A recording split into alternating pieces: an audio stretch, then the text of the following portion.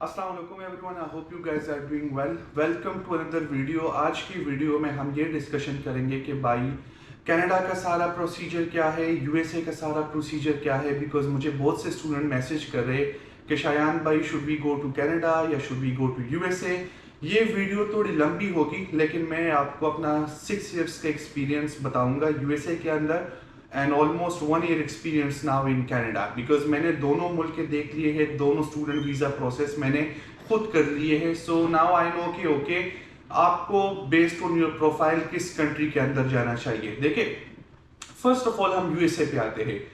USA के जितने भी मेरे क्लाइंट्स जा रहे हैं अमेरिका, आप सब लोगों ने देखा कि मेरे क्लाइंट्स में कोई भी बंदा ना इनिशियल डिपॉजिट पे करता है, ना कोई ट्यूशन फीस पे करता है। ठीक है, सब कुछ ऑन अराइवल पे करता है। क्लाइंट पे क्या करता है, सिर्फ सर्विस फी, वीजा फीस, फिर कंसल्टेंसी फीस, एप्लीकेशन फीस और उसके डिग्रीज की एवेल्युएशंस, ये वो पे करता है। ट्यूशन अमेरिका का कोई भी बंदा पे नहीं करता। जिस तरह के अगर कोई बंदा पाकिस्तान में कोई कंसल्टेंट से प्रोसेस करे, एक्सेप्टेंस लेटर के बाद आपको कंसल्टेंट बोलेगा कि भाई 5,000 डिपॉजिट यूनिवर्सिटी को दे दो। मेरे कंसल्टेंसी में, because I don't work on commission, तो मेरे कंसल्टेंसी में कोई क्लाइंट भी ये पैसे पे नहीं करता। तो इस वजह से यूएसए का जो प्रोसेस है वो सबसे चीपर प्रोसेस है in terms of any other country. अगर हम जर्मनी का कंपैरिजन करें, अगर हम न्यूजीलैंड का करें, ऑस्ट्रेलिया का करें, कनाडा का करें, तो उसमें हमें ये आंसर मिलता है, इवन यूके का भी कर ले, कि भाई ये सब मुल्क आपसे एडवांस में पैसे लेंगे लेकिन यूएसए आपसे कोई पैसे नहीं ले रहा है। ये आपको एक एडवांटेज मिल रहा है।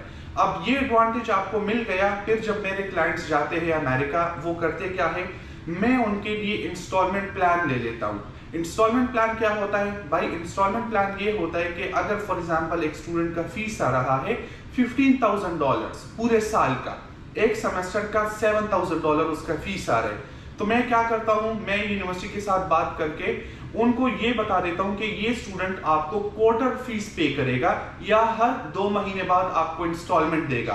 तो स्टूडेंट का ऑलरेडी कम फीस लगा होता है।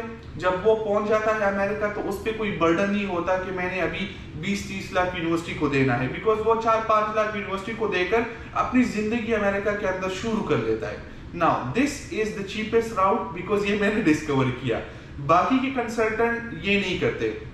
कंसल्टेंट क्या करते, वो आपका प्रोसेस करेंगे फ्री ऑफ कॉस्ट पाकिस्तान से कि भाई आप हमें बस 20,000 रुपए दे दे, बाकी का प्रोसेस हम आपके लिए कर लेंगे। 20,000 दे के जब आपका एक्सेप्टेंस लेटर आएगा, बोलेंगे कि भाई अब 5,000 इनिशियल डिपॉजिट दे दो। 5,000 इनिशियल डिपॉजिट चला गया, आपका I-20 आया, फिर बोलेंगे भाई I-20 आया, आप यूनिवर्सिटी को फीस दे दो। फीस आपका कितना होगा? मिनिमम 20 से $30,000। 30,000 तक तो मैंने 20,000 भी मैंने नहीं देखा, 30,000 मिनिमम स्टूडेंट का फीस होता है। तो भाई 30,000, फिर बात पहुंच चुकी है 1 करोड़ पे। तो वहां बंदा देता है कंसल्टेंट को 1 करोड़, मेरे साथ आकर वो पहुंच जाता है 10 लाख के अंदर अंदर, और वहां पहुंचकर वो फिर 6 महीनों का इंस्टॉलमेंट प्लान लेता है। ये आ गया यूएसए की रियलिटी, ठीक है, जो मैंने एज ए स्टूडेंट खुद डिस्कवर किया। अब आते हैं कनाडा पर। बहुत से स्टूडेंट इंटरेस्टेड है कि भाई शायान भाई कनाडा का क्या प्रोसेस है।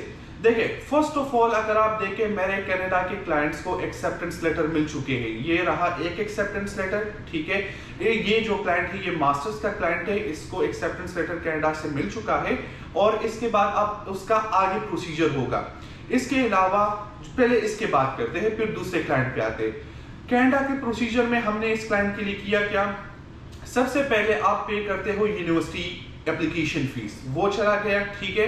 फिर कनाडा का ये रूल है कि भाई आपको पे करना होगा इनिशियल डिपॉजिट। जिस तरह कंसल्टेंट पाकिस्तान में लेते हैं, कनाडा आपको विदाउट इनिशियल डिपॉजिट एडमिशन नहीं देगा। अब इनिशियल डिपॉजिट कितना होगा? इनिशियल डिपॉजिट आपका मिनिमम आएगा $4,000 कैनेडियन डॉलर से लेके $6,000 कैनेडियन डॉलर्स, ठीक है। अब ये कम से कम 3 से 4,000 यूएसडी बनते हैं। ये जब आप देते हैं, उसके बाद कनाडा की जो यूनिवर्सिटी से आपको एक्सेप्टेंस मिला है वो यूनिवर्सिटी आपको देगा PAL, ठीक है, प्रोविंशियल अटेस्टेशन लेटर। अब ये जो लेटर होता है, जिस तरह यूएसए के अंदर आपका I-20 है, ठीक है, कनाडा के अंदर PAL है, बिकॉज ये आपकी चाबी है वीजा के लिए। और ये आपको मिलता कब है? ये आपको तब मिलता है जब आप इनको इनिशियल डिपॉजिट करते हो। इनिशियल डिपॉजिट हमने क्लाइंट के लिए कर लिया, उसके बाद आता है आपका ऑफिशियल PAL, ठीक है। अब यहाँ पे कहानी में ट्विस्ट, बिकॉज कनाडा आपको ये राइट देता है, ये मैंने खुद डिस्कवर किया, बाकी कंसल्टेंट आपको बोलेंगे कि आपने जो होता है आपने फीस सारा देना है, लेकिन मैंने फर्स्ट टाइम ये एक्सप्लोर किया अपने क्लाइंट्स के लिए कि कनाडा में कोई बंदा फुल डिपॉजिट नहीं करेगा, हम सिर्फ इनिशियल डिपॉजिट फॉर PAL करेंगे, उसके बाद हम यूनिवर्सिटी से बात करके उनका जितना भी फीस आएगा वो स्टूडेंट ऑन अराइवल देगा। अब यहाँ पे स्टूडेंट का जो 5,000 6,000 कनाडा में डिपॉजिट हो जाता है, लेकिन ये पैसे आपको रिफंड होते हैं इन केस अगर आपका वीजा रिफ्यूज होता है। इससे तकरीबन 2% 8% कटिंग हो जाता है टैक्सेस में जो आपका कट जाता है, बाकी के पैसे कनाडा की यूनिवर्सिटी आपको रिफंड कर लेंगी। तो यहाँ पर भी कहानी में ये ट्विस्ट आया कि हमारे क्लाइंट्स कनाडा को फुल ट्यूशन फीस नहीं देंगे, सिर्फ PAL के लिए वो इनिशियल डिपॉजिट देंगे, जिसकी वजह से वो वीजा के लिए अप्लाई करेंगे, ठीक है। ये दोनों का कॉस्ट आ गया। अब चलो स्टूडेंट को वीजा मिल गया, वो कनाडा पहुंच गया, अब क्या होगा? कनाडा के अंदर जब वो पहुंचेगा आपके पास दो चॉइसेस है। जिस तरह मेरे स्टूडेंट, मैंने ये डिस्कवर किया था कि स्टूडेंट बैचलर्स में आते थे, अगर उनको ये फील होता था कि यूनिवर्सिटी का फीस ज्यादा है, ठीक है, वो कम्युनिटी कॉलेज शिफ्ट हो जाते थे। कनाडा के अंदर आपके पास तीन चीजें हैं। First of all you can get admission for direct bachelors, एक बैचलर्स हो गया। Second thing you have option for advance diploma. अब बैचलर्स का और एडवांस डिप्लोमा के पॉइंट्स एक जैसे हैं, ठीक है। एडवांस डिप्लोमा होता है 3 इयर्स के अंदर, बैचलर्स होता है कनाडा के अंदर 4 साल के अंदर। तो पॉइंट्स एक जैसे है, मतलब ये है पॉइंट्स, आप बोलोगे कि क्या है पॉइंट्स? ये होता है कि अगर ग्रेजुएशन के बाद आपने PR के लिए अप्लाई करना है तो आपकी डिग्रीज के पॉइंट्स होंगे, तो उसमें ये पॉइंट्स बैचलर्स के भी सेम होंगे और एडवांस डिप्लोमा का भी सेम होगा। अब यहाँ पे आपको एडवांटेज क्या मिलता है? एक स्टूडेंट आया, वो कह रहा है शायन भाई मुझे एडवांस डिप्लोमा में शिफ्ट होना है। एक तो आपको ये एडवांटेज मिलेगा कि आपको 1 साल बच जाएगा, बिकॉज एडवांस डिप्लोमा 3 साल के अंदर होता है। दूसरा एडवांटेज आपको ये मिलेगा कि एडवांस डिप्लोमा का फीस कम होता है, ठीक है। तीसरा एडवांटेज आपको ये मिलेगा कि एडवांस डिप्लोमा के जो पॉइंट्स होते हैं those are similar to bachelor's points. तो ये 3 एडवांटेज आपको मिलेंगे। अब स्टूडेंट्स बोलेंगे कि शायान भाई हम एडवांस डिप्लोमा पे पाकिस्तान से अप्लाई करें या कनाडा के अंदर अप्लाई करें? फर्स्ट ऑफ ऑल आप दोनों जगह से अप्लाई कर सकते हो, ठीक है। पाकिस्तान से भी, कनाडा के अंदर भी यूनिवर्सिटी से ट्रांसफर कर लो एडवांस डिप्लोमा में। नाउ द थिंग इज कि किस यूनिवर्सिटी में आप जा रहे हो दैट मैटर्स, बिकॉज कनाडा के अंदर आपका वीजा रेशो डिपेंड होता है 90% ऑन द यूनिवर्सिटी, कि भाई यूनिवर्सिटी कौन सी है, इसमें रेशो क्या है, स्टूडेंट्स का ग्रेजुएशन रेट क्या है, this is the main thing. तो जितने स्टूडेंट्स भी कनाडा के लिए इंटरेस्टेड है, फर्स्ट ऑफ ऑल उनके पास ड्यूलिंगो 110 मिनिमम होना चाहिए, IELTS 6 बैंड्स मिनिमम होने चाहिए। CGPA पे कॉम्प्रोमाइज कनाडा नहीं करता, अमेरिका करता है, कनाडा नहीं करता। कम से कम अगर आप मास्टर्स के लिए जा रहे हो 2.7 से ऊपर होने चाहिए, नीचे वाले कंडीशनल मास्टर्स में जाएंगे। बैचलर्स वाले जा रहे हो तो FSC में कम से कम 70% आपका होना चाहिए, इससे नीचे आपको कंडीशनल ईयर पढ़ना होगा। USA के अंदर तो मेरे ऐसे स्टूडेंट्स भी हैं जिनको वीजा मिल गया, उनका FSC में 40-45% था, फिर भी उनको वीजा मिल गया। कनाडा के अंदर ये चीज नहीं है, कनाडा इज मोर स्ट्रिक्ट। अब स्टूडेंट्स पूछेंगे कि भाई which one should we choose? Should we choose Canada? Should we choose USA? देखिए मैं अपनी पर्सनल एक्सपीरियंस और जर्नी से बताऊंगा। अगर आप USA चूज करना चाह रहे हो, USA आपको ये एडवांटेज देगा कि आप बिजनेस एस्टैब्लिश कर सकते हो, ठीक है, पैसा कमा सकते हो। 2 चीजें, USA के अंदर अगर आपका ये गोल है कि भाई मैं डिग्री पढ़ के ग्रीन कार्ड लूंगा या डिग्री पढ़ के मैं सेटल हो जाऊंगा USA के अंदर, वो राउट पॉसिबल नहीं है अब के लिए, बिकॉज अगेन ग्रीन कार्ड का राउट, H1B का राउट, O1 का राउट, L1 का राउट, ये सारे कॉम्प्लिकेटेड हो चुके हैं। कनाडा के अंदर आपके पास ये बेनिफिट है, अगर आप 3 साल की डिग्री करते हो एडवांस डिप्लोमा या 4 साल की डिग्री करते हो बैचलर्स की, आपको उसके बाद पोस्ट ग्रेजुएट वर्क परमिट मिल जाता है। अब PGWP क्या होता है? PGWP आपका वर्क परमिट होता है जो कि 3 साल के लिए होता है, और उसमें आपको ये बेनिफिट मिल जाता है कि 3 साल के लिए आप ओपन वर्क परमिट पे हो। You can do a business, you can do any job, लेकिन आपको एक्सपीरियंस गेन करना होगा कनाडा के अंदर। अब स्टूडेंट्स PR कैसे लेते हैं कनाडा के अंदर? जब वो PGWP पे काम कर लेते हैं तकरीबन 1-2 साल के लिए, वो एलिजिबल हो जाते हैं PR के लिए। अब इसका जो असल रूल है वो ये है कि इस पे आपको काम करना ही होगा। अब एक स्टूडेंट कनाडा आया, 3 साल में उसने कोई जॉब नहीं किया, ठीक है, उसको वर्क परमिट का कोई फायदा नहीं हुआ, बिकॉज उसके पॉइंट्स काउंट नहीं होंगे एक्सप्रेस एंट्री के लिए। तो अगर वो कनाडा आता है और वो 3 साल में 1 साल भी काम कर लेता है, उसको एक्सप्रेस एंट्री के लिए पॉइंट्स मिल जाएंगे। यहां से आपका PR आपको मिल जाएगा इजीली। तो PR पे हमारा कितना टाइम लग रहा है? तकरीबन 3 साल का डिप्लोमा कर ले, फिर 1 साल के एक्सपीरियंस कर ले कनाडा के अंदर आपके वर्क परमिट पे, उसके बाद 4 साल में आप PR के लिए एलिजिबल हो। अमेरिका में 4 साल में आप PR के लिए एलिजिबल नहीं हो सकते। तो अगर एक स्टूडेंट का गोल है कि भाई मैंने कनाडा में जाकर PR लेना है, ठीक है, पैसों का गोल नहीं है, हो सकता है कि उसका पैसों का भी गोल है कि भाई कनाडा में जाकर बिजनेस करूंगा, लेकिन it depends on student ability कि वो भाई कितना स्ट्रीट स्मार्ट है।